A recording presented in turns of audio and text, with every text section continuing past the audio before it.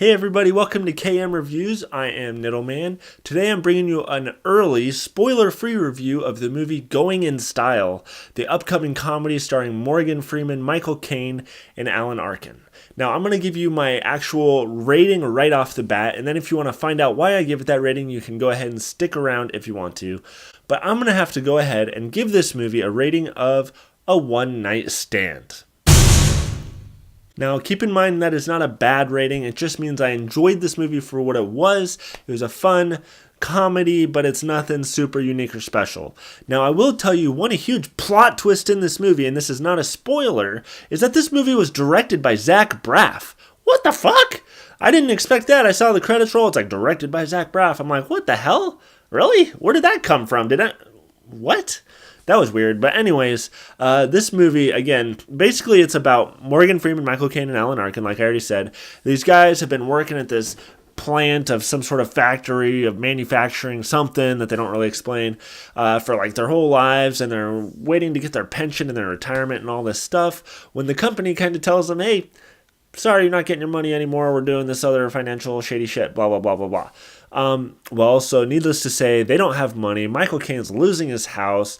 They're barely able to afford their rents. You know, all this stuff. It's just like they got families they want to see, but they have no money, nothing to pass down to their kids, and they're pissed off at the system. So what happens at the very beginning of the movie, you see it in the trailer as well, this is not a spoiler, Michael Caine is at the bank talking to some people when he sees some bank robbers come and they rob the place, and that gives him the idea, that's what we should do. Let's rob a fucking bank. Screw these people. Worst case scenario, we get caught and we go freaking get in some beds. We're not going to live that much longer anywhere. We'll get some free meals. We'll get better health care than we're getting right now. Best case scenario, we get all the money and awesome. So actually, I kind of agreed with his plan to a certain extent. I was like, yeah, it makes sense. I mean, if you're an old man, fuck it, what's the worst thing that can happen? But don't rob banks. I'm not endorsing robbing banks. I'm just saying that his plan wasn't that bad. But anyways, what I really enjoyed about this movie, obviously, was the casting. I've been saying that a lot in my reviews lately, but I love these three guys. They have such good friendly chemistry in this movie. Morgan Freeman and Michael Caine, they have some good banter. Alan Arkin kind of plays this pissed off asshole. They're all just good in their roles, you know. They play their comedy very good. The plot of the movie is kind of generic, but I enjoyed it for what it was. You know, it's one of those movies that it's a better Redbox type of movie, in my opinion, where it's like you're bored, you just want something lighthearted on screen, nothing too deep, nothing that's going to emotionally scar you by the time it's over, nothing too weird, nothing too psychedelic. You don't have to pay attention to it that much. It's just there, and it's enjoyable, and it's lighthearted, fun, you know.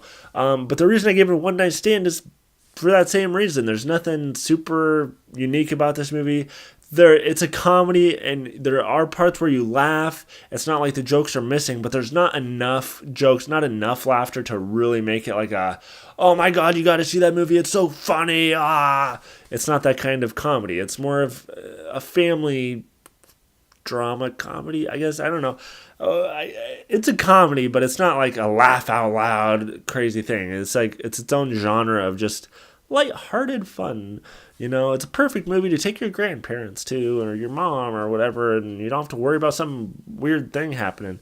I also will say the actual bank heist that they plan out is actually not that bad of a plan. It's actually pretty good, because as I'm watching, I'm like, there's no way these guys are gonna do this, right? And anyways, but as the movie reveals itself, there's actually some interesting twists in it and stuff. I was like, oh, that's pretty unique. Anyways, I'm not going to drone on about this movie too much. There's really not a whole lot to say. It's an enjoyable movie for what it is. You're not going to remember it after a couple days.